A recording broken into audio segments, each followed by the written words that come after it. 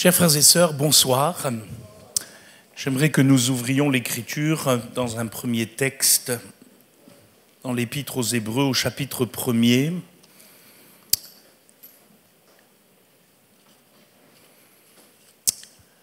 Voici ce qui est écrit: après avoir autrefois, à plusieurs reprises et de plusieurs manières, parlé à nos pères par les prophètes, Dieu, dans ces derniers temps, nous a parlé par le Fils.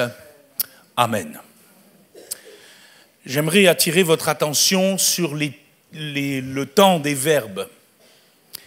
Nous avons parlé hier soir de l'inspiration des Écritures. Nous croyons à l'inspiration verbale des Écritures, l'inspiration plénière des Écritures. Et nous croyons que cette inspiration a été jusqu'à l'utilisation des temps, des verbes dans les textes.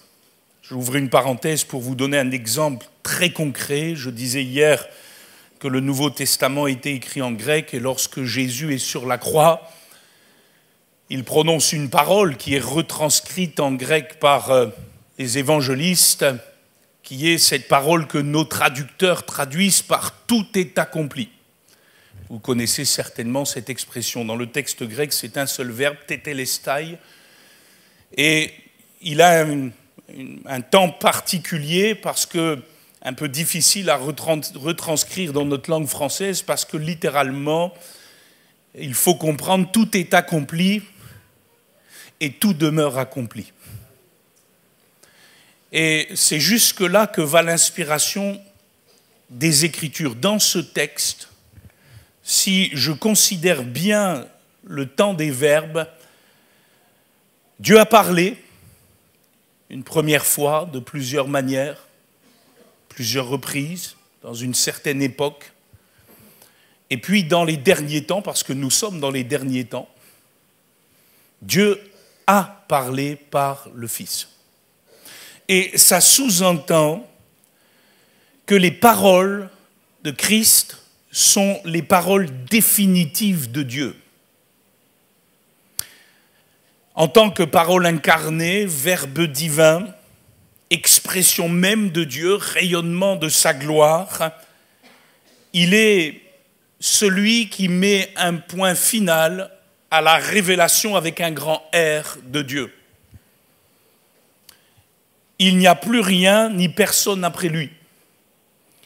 Et c'est pour cela que lorsque Jésus dit à ses apôtres, dans Jean chapitre 16, verset 14, que le Saint-Esprit les conduirait dans toute la vérité, prenant de ce qui est à lui et leur donnant, il a sous-entendu que les dernières révélations du Seigneur pour nous seraient transmises par ses apôtres par ce moyen-là.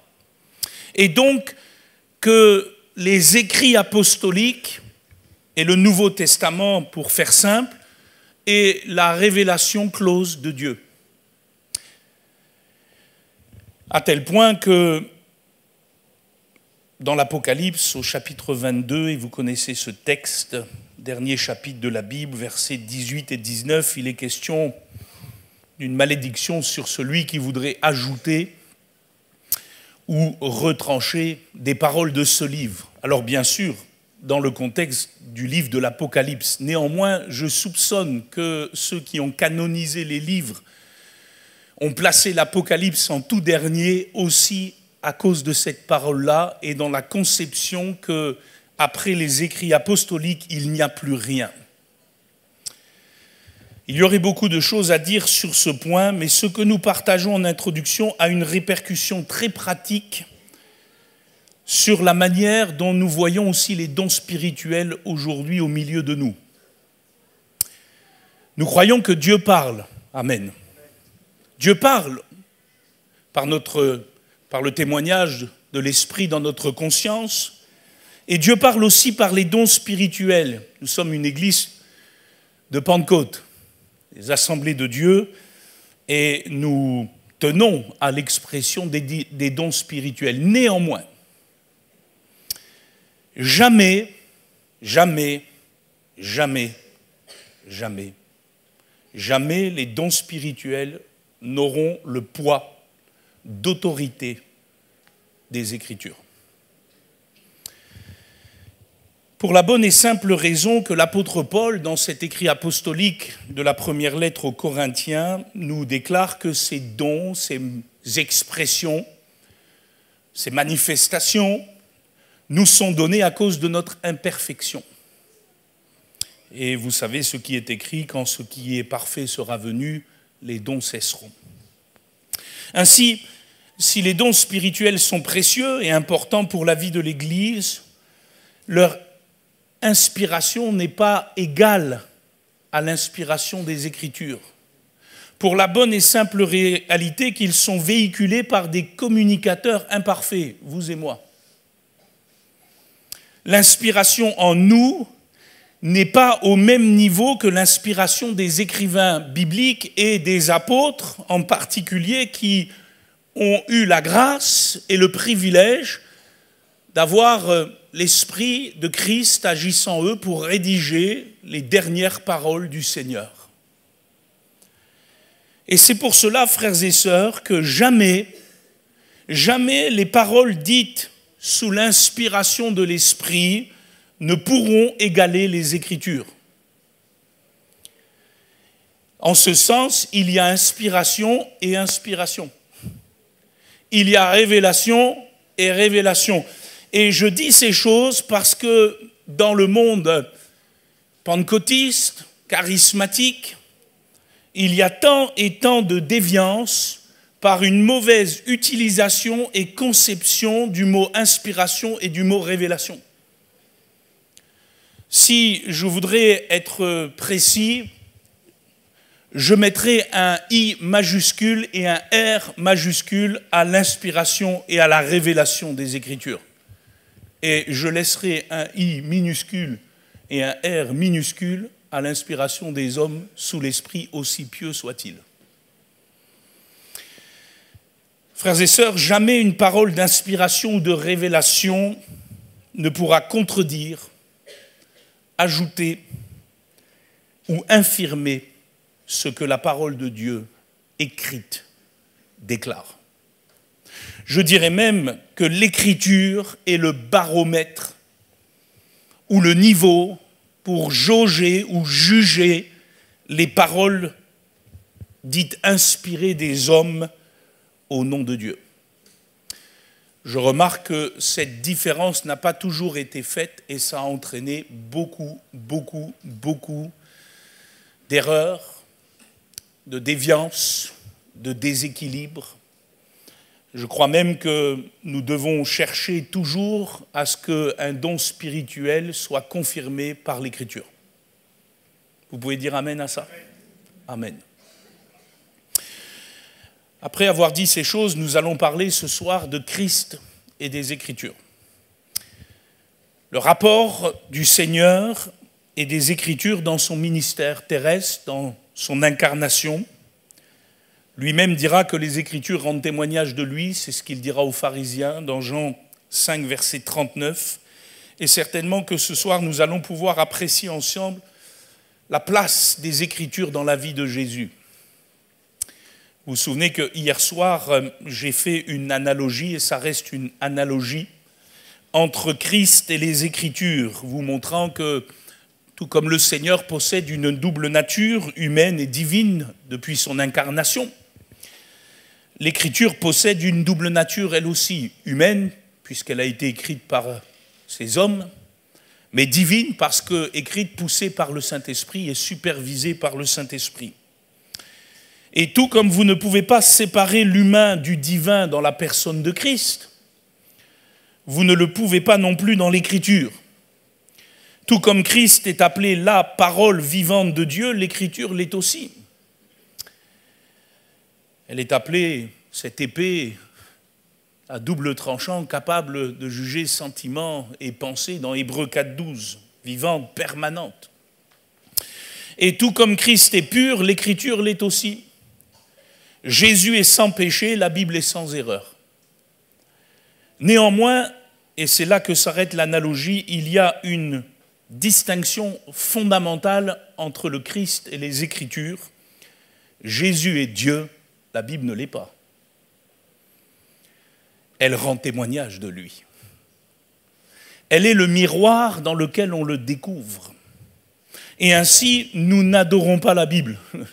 Nous ne sommes pas des bibliolâtres. Nous adorons le Dieu de la Bible, le Christ des Écritures. Et nous adorons le Père en esprit et en vérité dans la révélation de Jésus-Christ. Nous respectons l'Écriture, mais nous nous prosternons devant le Fils. Et voilà où s'arrête cette analogie. Néanmoins, regardons ensemble quelques textes ce soir. Premier point, sur la manière dont Jésus a qualifié l'Écriture dans son ministère. Et le rappeler d'emblée, lorsque Jésus parle de l'Écriture ou des Écritures, il parle de l'Ancien Testament. Le Nouveau Testament n'étant pas encore écrit, rédigé sous l'inspiration de son esprit, puisque cela se fera après sa résurrection. Donc quand il qualifie l'Écriture, il parle de cette première partie de la Bible, qui était finalement la Bible hébraïque, on l'appelle ainsi, la Bible hébraïque, la Bible des Juifs, la Bible du peuple d'Israël. Ces textes que nous avons dans cette première partie, dite Ancien Testament. Et Jésus va donner 5 qualificatifs à l'Écriture. Premièrement, il va qualifier l'Écriture comme sainte. Et nous allons lire un texte ensemble dans la prière sacerdotale du Seigneur, Jean 17, versets 14 à 17. Nous connaissons cette prière, elle est exprimée dans la dernière soirée du Seigneur, juste avant sa crucifixion. Et au beau milieu de son intercession, il prie pour ceux que le Père lui a donnés. Et il dira ceci dans Jean 17, verset 14, « Je leur ai donné ta parole. Et le monde les a haïs parce qu'ils ne sont pas du monde, comme moi je ne suis pas du monde. Je ne te prie pas de les ôter du monde, mais de les préserver du mal. Ils ne sont pas du monde, comme moi je ne suis pas du monde. Sanctifie-les par ta vérité, ta parole est la vérité. » Quelqu'un pourrait objecter en me disant qu'il n'est pas question ici des Écritures, mais de la parole. Est-ce que Jésus fait référence à la parole orale et ses enseignements qui sont sortis de sa bouche durant ces 3 ans et demi? Ce serait oublier le verset 12 qui précède, dans lequel Jésus fait référence explicitement à l'Écriture, dans le même contexte de prière pour ceux que le Père lui a donnés, disant « J'ai gardé ce que tu m'as donné et aucun d'eux ne s'est perdu, sinon le fils de perdition, afin que l'Écriture soit accomplie. » Si on respecte le contexte de ce texte, la parole sanctifiante de Dieu, dont Jésus fait mention dans le verset 14, c'est l'Écriture qui s'est accomplie dans sa vie et dans son ministère. L'Écriture est donc sainte. C'est pour cela que les éditeurs n'ont pas peur d'apposer, et vous l'avez en gros sur ma Bible, cet adjectif, la Sainte Bible. Alors bien sûr, ce n'est pas le papier et la couverture qui est saint. Ce n'est pas nous des superstitieux. C'est ce qui est écrit qui est saint. C'est le message véhiculé par ces mots, ces phrases qui résument la volonté de Dieu transmise aux saints qui nous est parvenue. Voilà ce qui est saint. Voilà pourquoi nous l'avions vu hier, l'apôtre Paul pourra dire dans 2 Timothée 3, 14 à 17, et je recite ce verset, « Toi, demeure dans les choses que tu as apprises et reconnues certaines, sachant de qui tu les as apprises. Dès ton enfance, tu connais les saintes lettres, les saints écrits. » Il n'a pas peur, l'apôtre Paul, de prendre cet adjectif saint et de le donner aux lettres, aux écrits. Ces saintes lettres qui peuvent te rendre sage à salut par la foi en Jésus-Christ. Toute écriture est inspirée de Dieu et utile pour enseigner, pour convaincre, pour corriger, pour instruire dans la justice, afin que l'homme de Dieu soit accompli et propre à toute bonne œuvre. Amen. L'écriture possède la sainteté dans son essence. Elle a donc pouvoir de sanctifier. Je le répète, ce n'est pas le livre papier, mais ce qui est écrit. Si ce qui est écrit et fait vie en nous par la foi, cela a le pouvoir, par le Saint-Esprit, de nous sanctifier. Amen. Ce qui est écrit sanctifie. Voilà pourquoi, par exemple, dans le psaume 119, verset 7, il est écrit « Comment le jeune homme rendra-t-il pur son sentier en se dirigeant d'après ta parole ?» Il y a dans la parole, dans les messages de Dieu, dans ses écrits, une puissance de pureté. Amen. Jésus qualifie l'Écriture comme sainte. C'est certainement aussi pour cela que dans Hébreux 10, verset 22, l'auteur dit ceci, « Approchons-nous avec un cœur sincère, dans la plénitude de la foi, les cœurs purifiés d'une mauvaise conscience et le corps lavé d'une eau pure. » Ça a fait couler beaucoup d'encre, cette dernière expression. Et le corps lavé d'une eau pure. Pourquoi ? Parce que Jésus n'a pas mis en route des ablutions. Donc il n'est pas question ici d'une quelconque eau physique qui pourrait purifier le corps. Et puis, de l'autre côté, nous le savons bien, le baptême par immersion n'est pas présenté dans la Bible comme une purification du corps. Donc il faut se poser la question finalement, mais qu'est-ce que cet auteur veut dire ?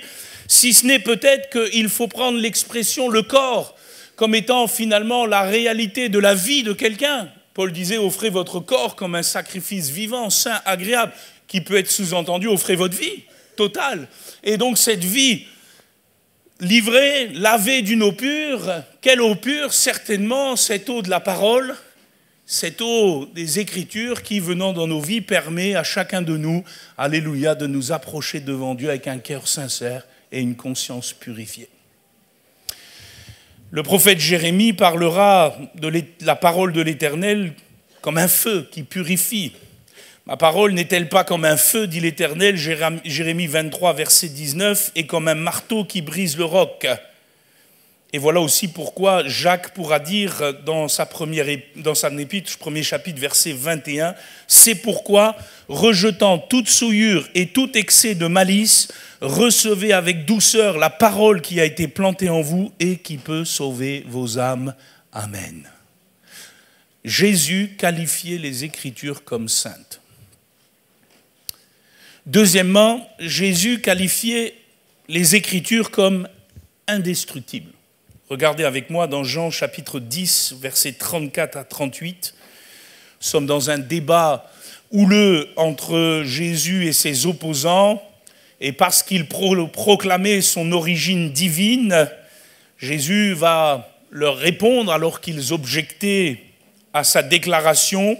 Jean 10, verset 34, « N'est-il pas écrit dans votre loi, j'ai dit, vous êtes des dieux ?» Si elle appelait Dieu ceux à qui la parole de Dieu a été adressée et c'est ce qui m'intéresse ce soir, si l'Écriture ne peut être anéantie, celui que le Père a sanctifié et envoyé dans le monde, vous lui dites, tu blasphèmes ? Et cela parce que j'ai dit, je suis le Fils de Dieu, si je ne fais pas les œuvres de mon Père, ne me croyez pas, mais si je les fais quand même, vous ne me croyez point, croyez à ses œuvres, afin que vous sachiez et reconnaissiez que le Père est en moi et que je suis dans le Père. Je passe le débat houleux parce qu'il y aurait beaucoup de choses à dire. Ce qui m'intéresse, c'est l'expression qui est sortie de la bouche de de Jésus à ce moment-là, lorsqu'il dit « Et si l'Écriture ne peut être anéantie ?» Littéralement, loutenai en grec, qui veut dire dissoute, brisée. Si l'Écriture ne peut être dissoute. Frères et sœurs, chers amis, vous pouvez faire tout ce que vous voulez. L'Écriture ne sera jamais détruite. Vous pouvez la remplacer par des traditions. Vous pouvez essayer de l'annuler par des mauvaises interprétations. Elle demeurera. Elle est, excusez-moi l'expression, indestructible. Ce qu'elle proclame est vrai pour toujours et pour tout le monde. Et cela, c'est ce que Jésus disait et c'est ce que nous croyons. Nous croyons fermement que l'Écriture, de la Genèse à l'Apocalypse, ne peut être anéantie. Qu'est-ce que cela signifie en pratique ? Que l'Écriture est infaillible ? Nous l'avons dit hier soir, je le souligne à nouveau, les hommes sont faillibles. Excusez-moi, les prédicateurs sont faillibles. Les commentateurs sont faillibles. Mais l'Écriture est infaillible. Elle ne peut être anéantie. On peut détruire la prédication de quelqu'un. On peut anéantir les commentaires de quelqu'un. On peut résister aux mauvaises interprétations de quelqu'un. Mais vous pouvez faire tout ce que vous voulez, l'Écriture ne peut être anéantie. Et c'est pour cela, encore une fois, que nous disons au peuple de Dieu qu'il faut se soumettre à l'Écriture dans sa plénitude.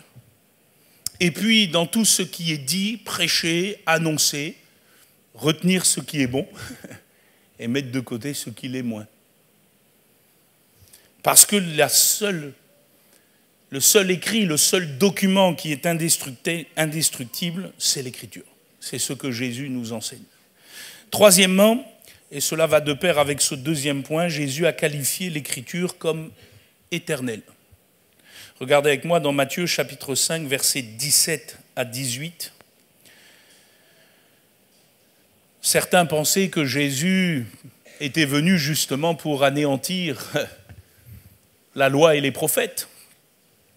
Et Jésus va dire ouvertement, ne croyez pas que je sois venu pour abolir la loi ou les prophètes.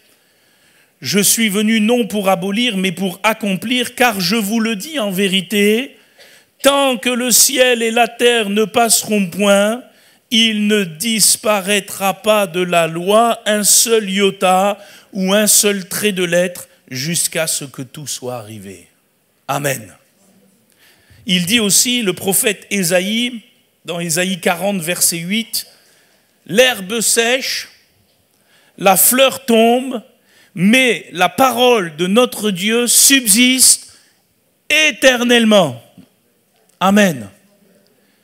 L'herbe sèche, la fleur tombe. Et il est question ici de l'homme.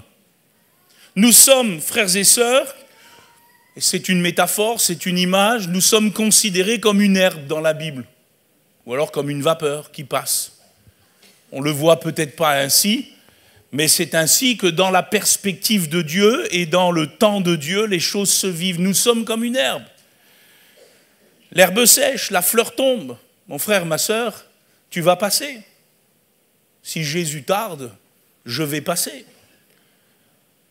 Nous sommes dans la force de l'âge pour certains, et puis on va commencer à faner. Hein. Et pour d'autres, au milieu de nous, vous êtes déjà en train de faner. C'est pas moi qui le dis. Hein. Ne m'en voulez pas, hein, ne me faites pas un procès. Hein. Faites un procès à l'Écriture. Hein. Mais c'est une réalité, n'est-ce pas? Mais la parole de Dieu, elle, amen, elle subsiste éternellement. Excusez-moi de le dire ainsi, mais l'Écriture ne prend jamais une ride. Alléluia. Le monde passe, le monde change, les formes changent, mais l'Écriture demeure. Psaume 119, verset 89, « À toujours, ô Éternel, ta parole subsiste dans les cieux. » À toujours. À toujours. Et c'est assez clair. C'est la raison suffisante pour faire de l'Écriture le centre de notre foi, l'appui de notre foi, l'appui pour tous les siècles, pour toutes les époques, pour tous les temps, pour tous les moments, parce qu'elle subsiste éternellement. Voyez-vous, pour faire aussi une illustration pratique, pour bon nombre d'entre vous, vous avez connu mon papa, j'ai eu un papa formidable. Il a été, à mon avis, un très bon pasteur, un très bon prédicateur. Mais enfin, la moitié du quart de tout ce qu'il a dit, je le retiens, et encore, et tout le reste, je l'ai déjà oublié. Oh, je peux vous citer quelques prédications qu'il a faites, mais bon nombre des choses qui sont sorties de sa bouche, aussi louables soient-ils, aussi puissantes soient-ils, se sont évaporés avec lui. Mais parce que mon Père m'a appris à vivre du livre et pas de ce qui sort de la bouche des uns et des autres, je m'en porte très bien. Parce que, frères et sœurs, ce qui demeure, c'est l'Écriture. Amen. Voilà pourquoi j'affirme que toutes celles et tous ceux qui vivent au crochet des autres pour la foi sont en danger. Le Seigneur a dit, l'homme ne vivra pas de pain seulement, mais de toute parole qui sort de la bouche de Dieu. Voilà, frères et sœurs, notre assise. L'Écriture seule demeure. La parole de notre Dieu subsiste éternellement. Cela signifie aussi en pratique que vous pouvez essayer d'effacer ce livre. Vous savez, d'une manière très concrète, on a voulu, dans certaines sociétés, ne plus entendre parler de ce livre. On l'a brûlé sur des places publiques. N'allons pas trop loin. Dans notre pays de France, en métropole, lorsqu'il y a eu ces persécutions des protestants, où l'Église officielle voulait réserver la lecture de ce livre seulement à quelques hommes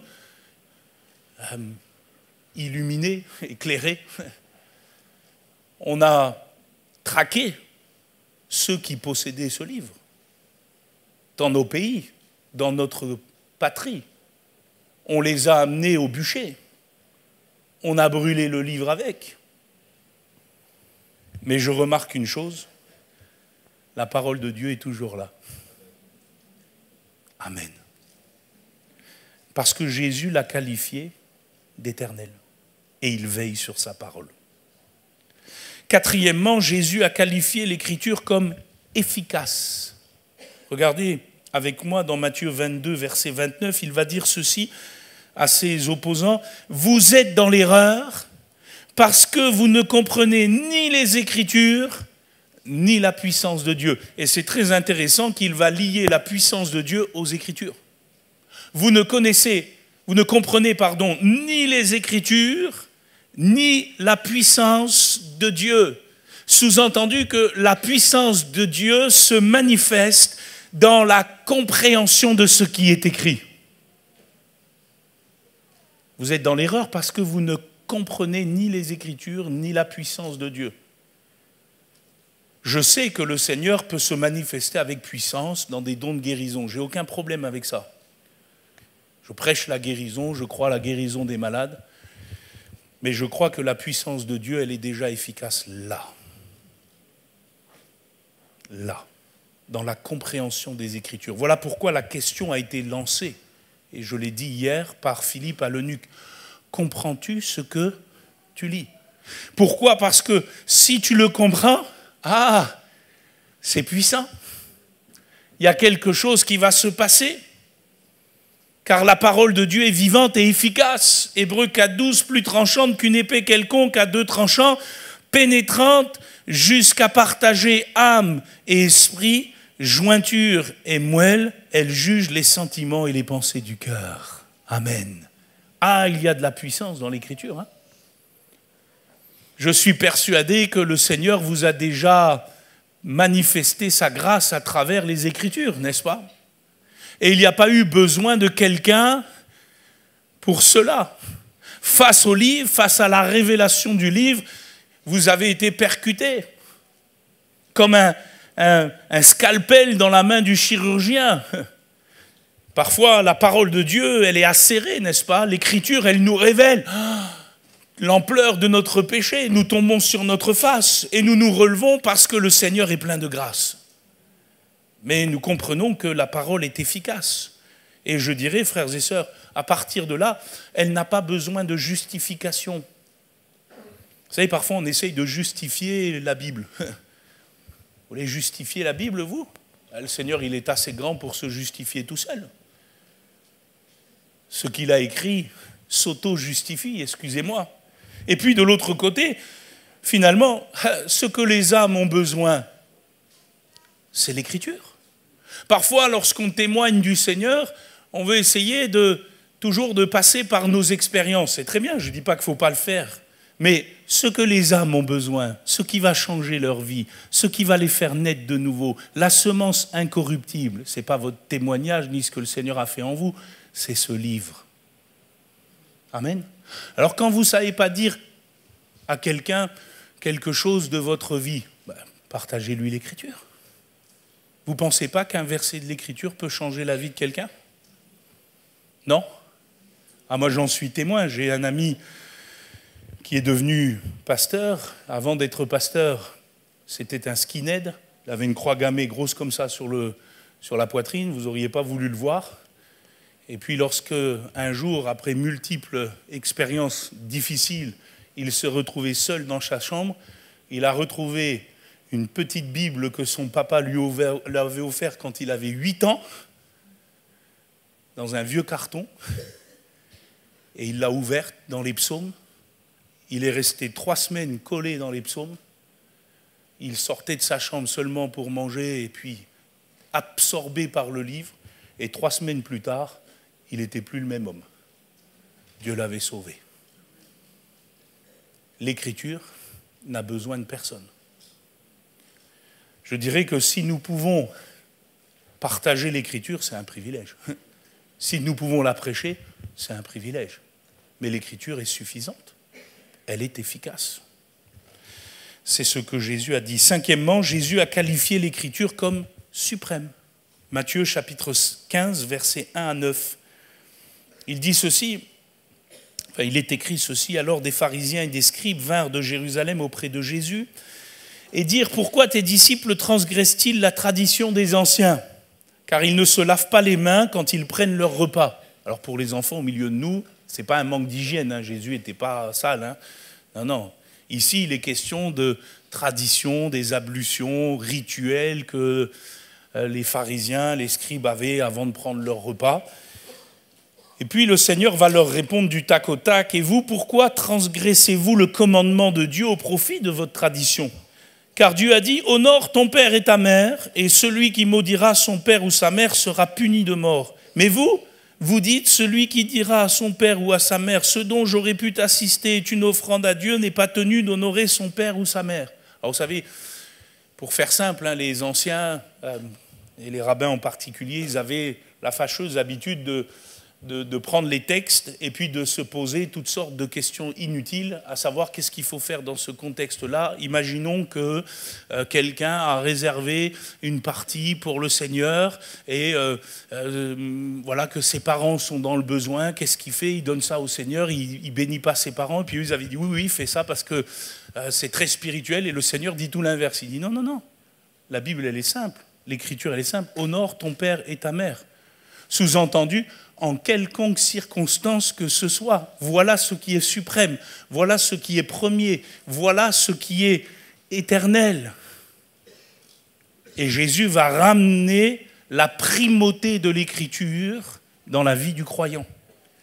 Il va dire ainsi, vous annulez la parole de Dieu au profit de votre tradition hypocrite. Ésaïe a bien prophétisé sur vous quand il a dit, ce peuple m'honore des lèvres, mais son cœur est éloigné de moi, c'est en vain qu'il m'honore, en enseignant des préceptes qui sont des commandements d'hommes. Dans l'histoire de l'Église, et peut-être devrions-nous aussi faire un peu d'introspection, que d'ajouts, que de traditions, que de règles d'hommes, que de préceptes d'hommes, en plus de l'Écriture. L'histoire de l'Église regorge de ce problème récurrent qui l'a fait sombrer à chaque fois dans la bassesse de la chair. Voyez-vous, dans ce texte, Jésus déclare qu'il n'y a rien de plus suprême que la parole écrite de Dieu. Rien n'est au-dessus de l'Écriture, pas même l'Église. Et on le verra dimanche. La Bible est au-dessus de tous les enseignements des hommes et de toute organisation des hommes. Et si elle ne l'est pas, alors Jésus dit, nous sommes des hypocrites. Il n'y a rien au-dessus des Écritures. Et je dirais, et ça tombe bien parce que votre pasteur en plus est le président de nos assemblées, si quelque chose dans nos assemblées viendrait annuler la parole de Dieu, il faudrait résolument s'en débarrasser. Parce que ça, c'est l'enseignement du Seigneur. Vous ne dites pas amen? Vous avez peur. Alors Jésus a qualifié l'Écriture comme sainte, indestructible, éternelle, efficace et suprême. C'est le premier point que je voulais partager avec vous. Vous comprenez pourquoi, à partir de là, et nous allons le voir tout à l'heure, Jésus en a fait sa nourriture, sa joie, ses méditations, ses enseignements, le cœur de ses prières, sa définition du ministère et même son soutien au moment suprême de la croix. Mais avant cela, regardons deuxièmement comment Jésus a parlé de l'ensemble de l'Écriture. Sous-entendu, encore une fois, de l'Ancien Testament, puisque le Nouveau n'était pas encore rédigé. Qu'envisageait Jésus par cette expression l'Écriture, ou par les expressions complémentaires, les Écritures au pluriel, ou la parole de Dieu? Et nous l'avons lu, il y a une réponse toute simple. Nous l'avons lu tout à l'heure dans Matthieu 5, 17 à 18. Il considérait l'Écriture comme l'ensemble de la loi et des prophètes. Expression qui désignait au 1er siècle l'ensemble du corpus des livres de l'Ancien Testament qui nous sont parvenus et que nous recevons comme canoniques, c'est-à-dire comme faisant règle de foi. Fait très intéressant, il emploie une autre expression pour définir l'Écriture dans Matthieu 23, versets 33 à 35, lorsqu'il dira assez rudement aux pharisiens et aux scribes « Serpents, race de vipères, comment échapperez-vous au châtiment de la géhenne? C'est pourquoi, voici, je vous envoie des prophètes, des sages et des scribes. Vous tuerez et crucifierez les uns, vous battrez de verges les autres dans vos synagogues, vous les persécuterez de ville en ville, afin que retombe sur vous tout le sang innocent répandu sur la terre, depuis le sang d'Abel jusqu'au sang de Zacharie, fils de Baraki, que vous avez tué entre le temple et l'autel. » On passe très vite sur cette expression, mais finalement, le sang d'Abel nous renvoie à la Genèse. Donc Jésus considérait le début de l'Écriture là. Et puis, le sang de Zacharie nous renvoie à la fin des petits prophètes.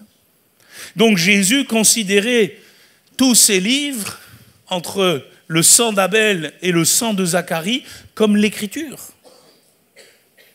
Alors à l'époque, ça c'est pour la petite histoire, on ne divisait pas 1 et 2 rois, ni 1 et 2 Samuel, ni 1 et 2 chroniques. On considérait les 12 petits prophètes comme un seul livre. On l'appelait le rouleau des prophètes.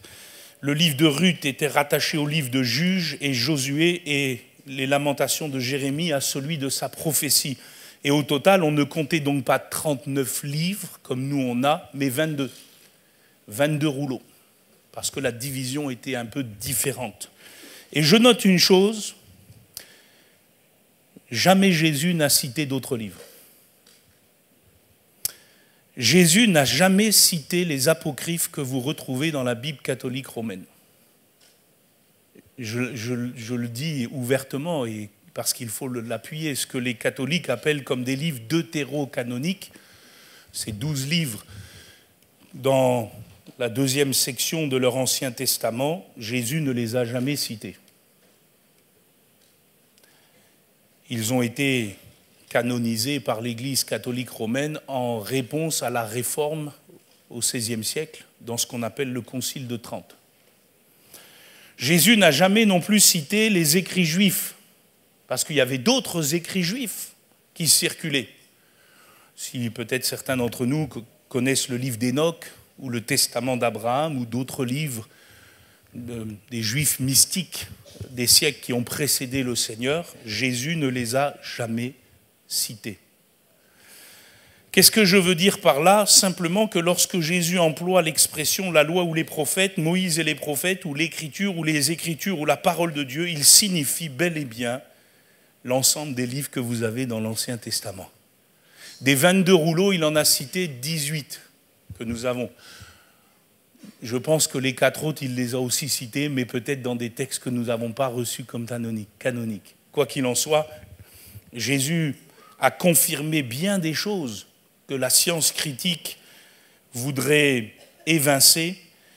Jésus a bien déclaré que Daniel a été un prophète et pas un historien. Jésus a bel et bien confirmé que Dieu a créé Adam et Ève comme 2 individus, mâle et femelle. Jésus a affirmé sans détour que Jonas a bien été avalé par un grand poisson et que son récit n'est donc pas un mythe ni une légende.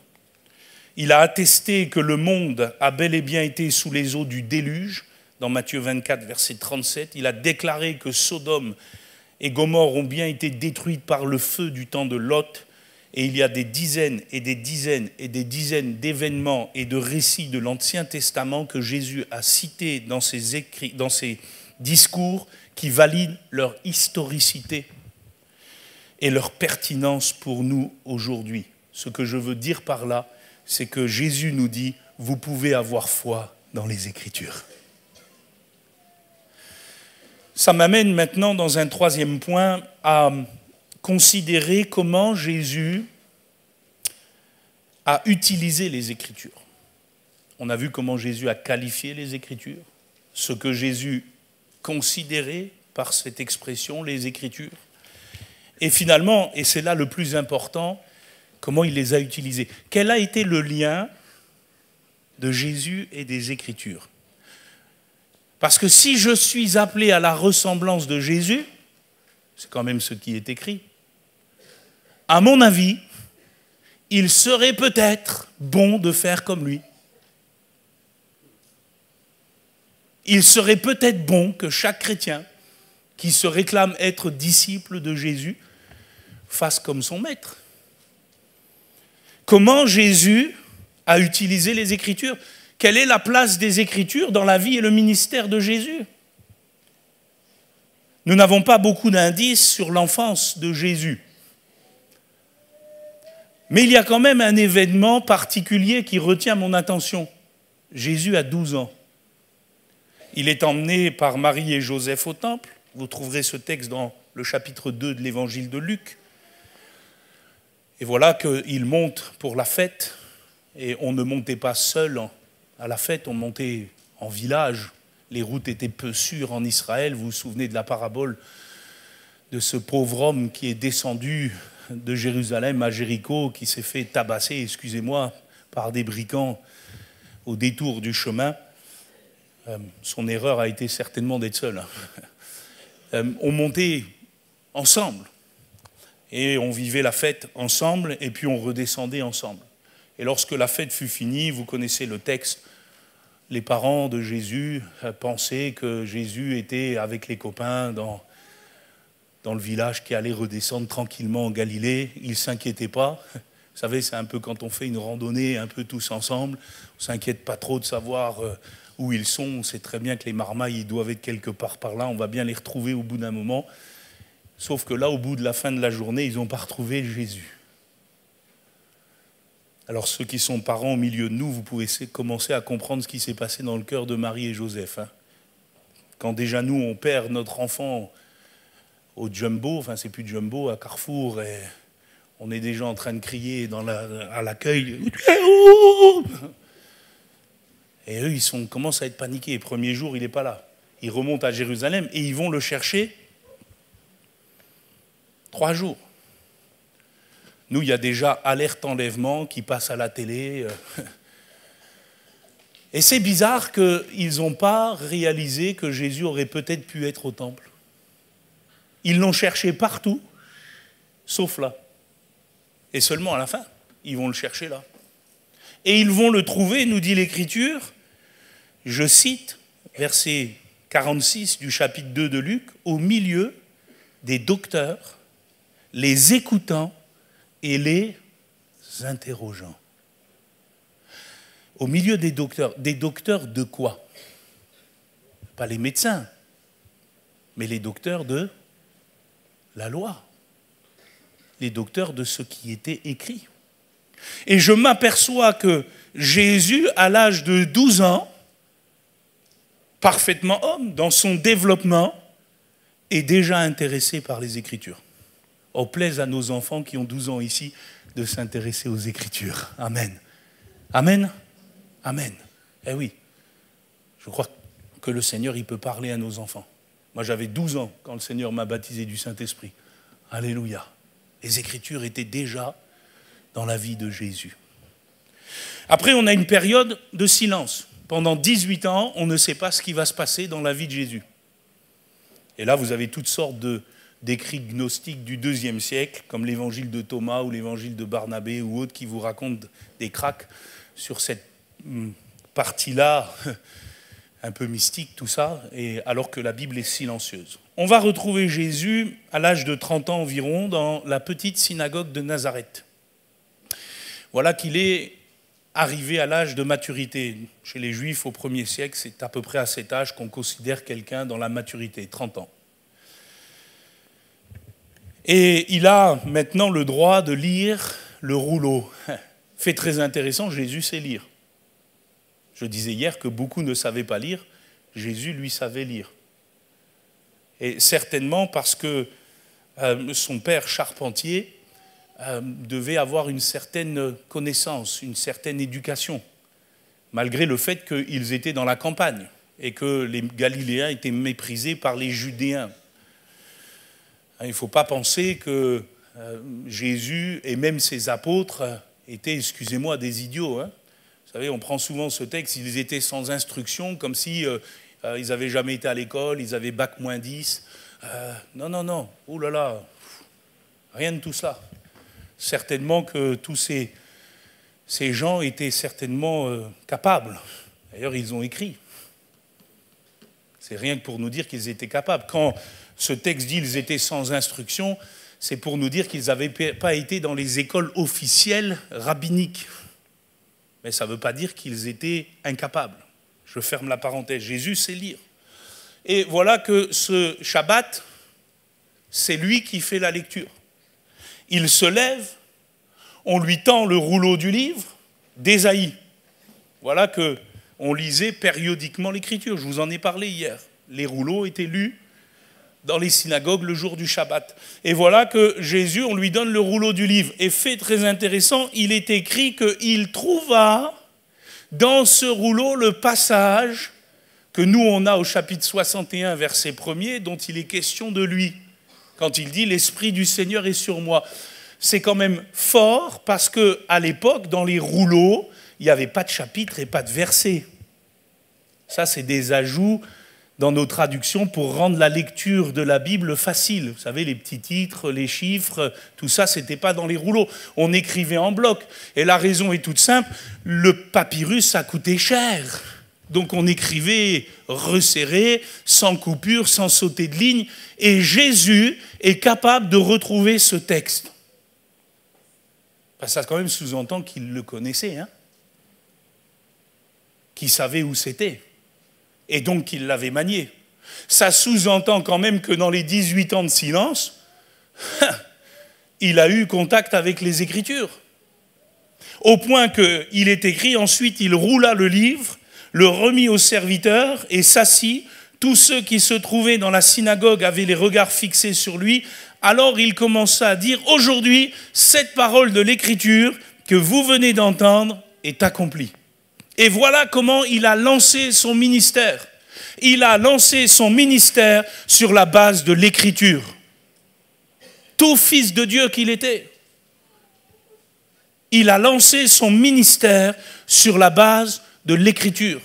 L'Écriture a donné du sens à sa vocation et à sa mission.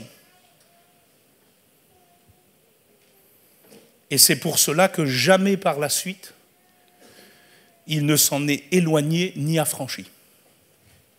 Toujours, il a cherché à ce qu'elle s'accomplisse. Je suis étonné de cet épisode dans le jardin de Gethsémane, la veille de sa crucifixion.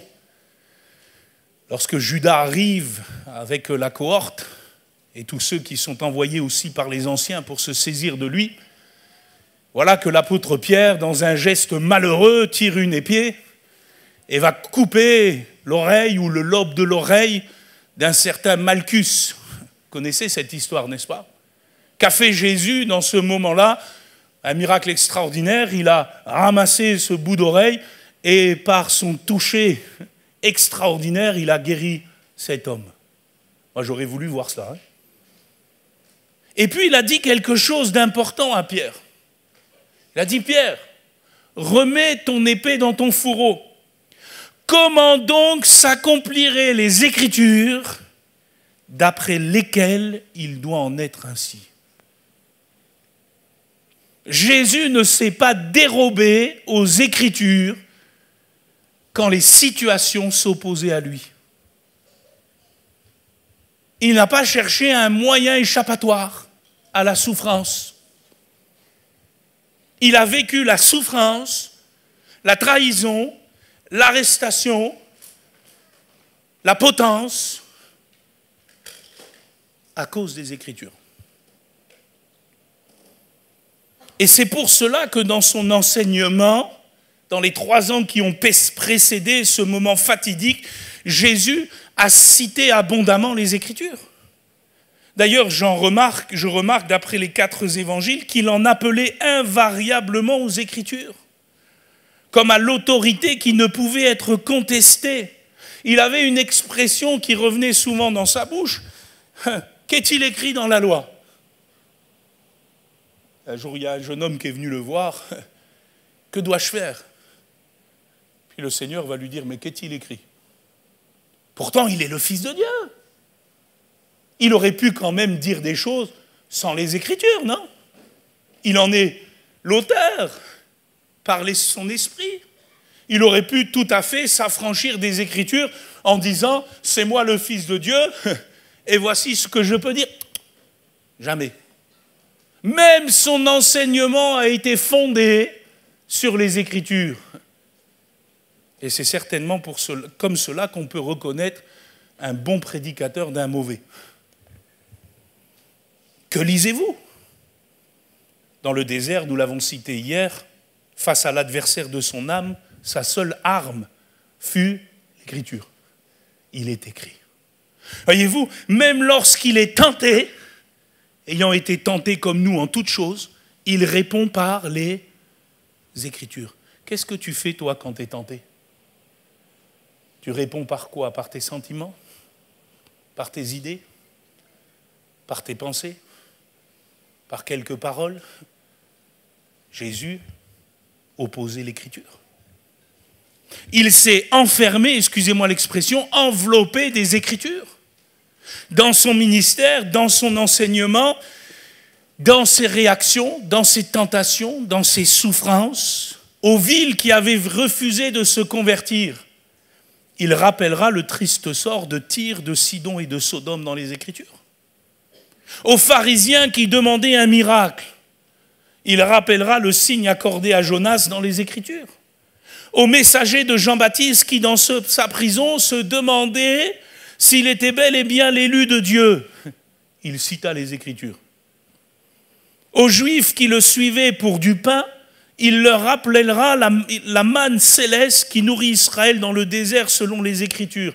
À Nicodème qui se demandait comment naître de nouveau, il lui rappellera la nécessité de regarder à lui quand il serait élevé comme le serpent d'airain fut élevé du temps de Moïse dans les Écritures.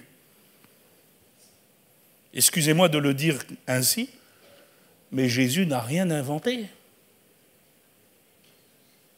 Ne pensez pas que je sois venu pour abolir la loi et les prophètes. Je ne suis pas venu pour abolir, mais pour accomplir. Jésus n'a pas inventé une nouvelle religion, dite chrétienne. Il a ramené les Écritures. Et surtout, il a ramené le sens des Écritures. Lui qui en est l'auteur par son esprit, le grand législateur. Il a ramené le sens des Écritures. Vous avez entendu qu'il a été dit, mais moi je vous dis que. Et vous ne devez pas rater demain soir, parce que demain soir on va parler de vérité et sens des Écritures. Comme le dira quelqu'un, les discours de Jésus étaient imprégnés de l'esprit de l'Écriture. Et quand, au moment suprême, le grand prêtre lui adressa la sommation finale et décisive, lui disant « Je te l'adjure par le Dieu vivant de nous dire si tu es le Christ, le Fils de Dieu », Jésus répond « Tu l'as dit, de plus je vous le déclare, vous verrez désormais le Fils de l'homme assis à la droite de la puissance de Dieu et venant sur les nuées. » C'étaient les mêmes termes de la prophétie contenue au psaume 110 et dans Daniel 7, 13 à 14. Même lorsqu'il a fallu déclarer ouvertement qu'il est le Fils de Dieu et cela l'a amené à la crucifixion, il a cité les Écritures. L'Écriture était inséparable de sa personne, au point que même toute sa vie de prière baignait dans les Écritures. Comment le savons-nous, frères et sœurs? Il suffit de le voir prier à la croix, au moment suprême, quand il est crucifié entre ciel et terre. Il y a 7 paroles qui sortent de sa bouche, qui sont des prières pour certaines d'entre elles, et ces prières sont des citations directes de l'Écriture. Sur la croix, il a prié les Écritures. Mon Dieu, pourquoi m'as-tu abandonné? Psaume 22, verset 1er. Tu pries quoi, toi, quand ça ne va pas? Après cela, Jésus, qui savait que tout était déjà consommé, dit, afin que l'Écriture fût accomplie, j'ai soif. Il y avait là un vase plein de vinaigre, les soldats en remplirent une éponge, et l'ayant fixé à une branche d'hysope, ils l'approchèrent de sa bouche. Et ça fait résonance au psaume 69, verset 22, où il est dit, ils mettent du fiel dans ma nourriture, et pour apaiser ma soif, ils m'abreuvent de vinaigre. Et puis, cette fameuse prière, la dernière, je remets mon esprit entre tes mains. Savez-vous que c'est la citation du psaume 31, verset 5? Jésus nous invite à prier selon les Écritures. Excusez-moi de le dire ainsi, il y a beaucoup de gens dont la vie de prière n'est pas consistante parce qu'ils n'ont jamais appris à prier selon les Écritures. Ils prient selon leur inspiration, et comme leur inspiration n'est pas très grande, leur vie de prière n'est pas très grande. Mais j'ai un secret pour vous, la grande inspiration, elle est là. Et si tu veux apprendre à prier, le Seigneur, il t'a donné un livre de prière dans la Bible, qui est le plus long livre de toute la Bible, qui s'appelle les psaumes, que Jésus n'a fait que citer et que prier. Il serait peut-être bon que tu t'inspires de ça. Il serait peut-être bon, mon frère, ma sœur, que tu reprennes chaque jour les psaumes et que tu pries selon les psaumes. Ne crois-tu pas que ça va donner de la consistance à ta vie de prière, comme ça a donné de la consistance à la vie de prière de Jésus? Vous savez, nous faisons une chose avec mon épouse, on a chacun notre vie de prière personnelle. J'ai ma vie de prière, indépendamment de mon ministère, parce que ça commence là, Philippe, personnellement. Ce n'est pas le costume pastoral, c'est Philippe, sa lecture de la Bible, sa vie de prière. Mon épouse a sa vie de prière. Par contre, on fait une chose tous les soirs ensemble avec mon épouse. Et ce depuis des années. On lit les psaumes avant de se coucher. Et on prie ensemble les psaumes.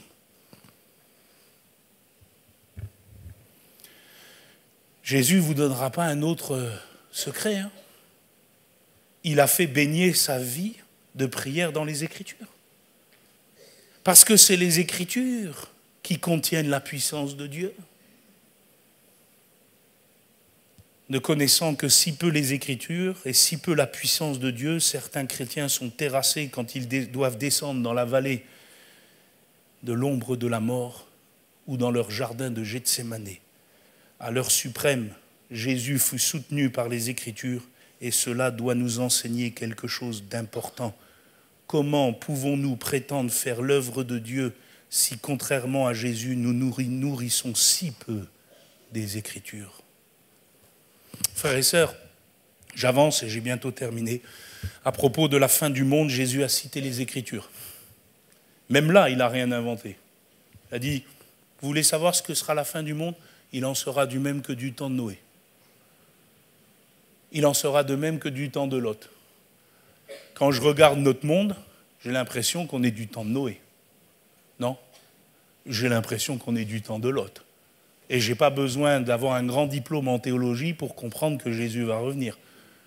Parce que les Écritures me le disent, simplement. Mais il a cité les Écritures. À propos de son œuvre à la croix, là aussi, il a cité les Écritures. Il a compris son sacrifice à la lumière des Écritures. D'ailleurs, fait très intéressant sur la montagne de la transfiguration, lorsque Moïse et Élie sont apparus, c'était un miracle, ça nous dépasse. La Bible nous dit qu'ils se sont entretenus ensemble sur son prochain départ, littéralement en grec sur son exode. Comme si la passion, le supplice de la croix était, dans la perspective de l'Ancien Testament, l'exode du peuple de Dieu, le nouvel exode. Même après sa résurrection, ce sont les Écritures qui ont primé.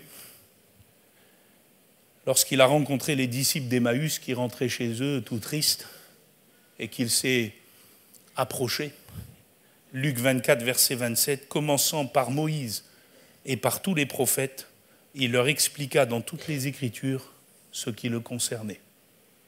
Aux disciples apeurés et reclus dans la chambre haute, dans Luc 24, versets 44 à 48, il dira « C'est là ce que je vous disais lorsque j'étais encore avec vous, qu'il fallait que s'accomplisse tout ce qui est écrit de moi dans la loi de Moïse, dans les prophètes et dans les psaumes. » Alors il leur ouvrit l'esprit afin qu'ils comprissent les Écritures. Et il leur dit « Ainsi il est écrit que le Christ souffrirait et qu'il ressusciterait des morts le 3e jour et que la repentance et le pardon des péchés seraient prêchés en son nom à toutes les nations, à commencer par Jérusalem, vous êtes témoins de ces choses. » Je vais même plus loin. Il est monté au ciel. Il est assis à la droite de Dieu. Il règne. Et vous savez que lorsqu'il a voulu partager cette lettre à cette église, à la fin du 1er siècle, qui était en Asie mineure, par la bouche de Jean et sa plume, l'église de Thyatire, de Laodicée, etc., il n'a fait que rappeler des choses de l'Écriture. Il a parlé de l'arbre de vie dans le paradis de Dieu. Il a rappelé l'histoire d'Israël dans le désert. Il a parlé de la manne cachée, de la clé de David, du vrai temple de Dieu. « Voici, je me tiens à la porte et je frappe », dira-t-il, qui est un écho d'une parole du cantique des cantiques, où l'époux tient à peu près le même langage. « Je suis le rejeton et la postérité de David », terme emprunté aux prophéties de l'Écriture et aux prophètes. Même dans sa gloire, c'est les Écritures qui priment. Dans le rouleau du livre, dira-t-il, il est question de moi. Et nous pouvons affirmer que tout fils de Dieu qu'il était, il ne s'est jamais dissocié des Écritures. Il a vécu les Écritures. Il a servi selon les Écritures. Il s'est donné en accomplissant les Écritures. Il a prié les Écritures. Il s'est nourri des Écritures. Il a enseigné les Écritures. Et bientôt, il reviendra selon les Écritures.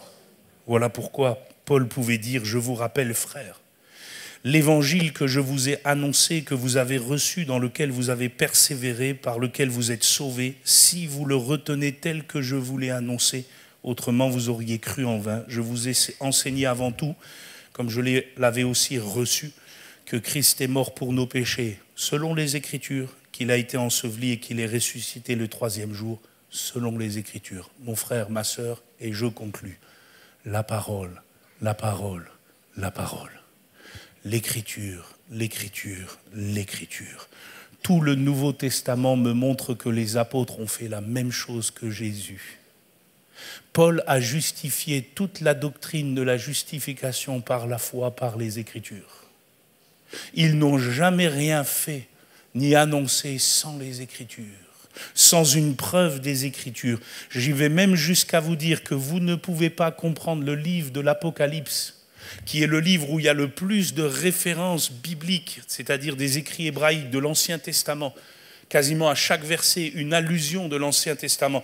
Vous ne pouvez pas le comprendre si vous n'avez pas compris l'Ancien Testament.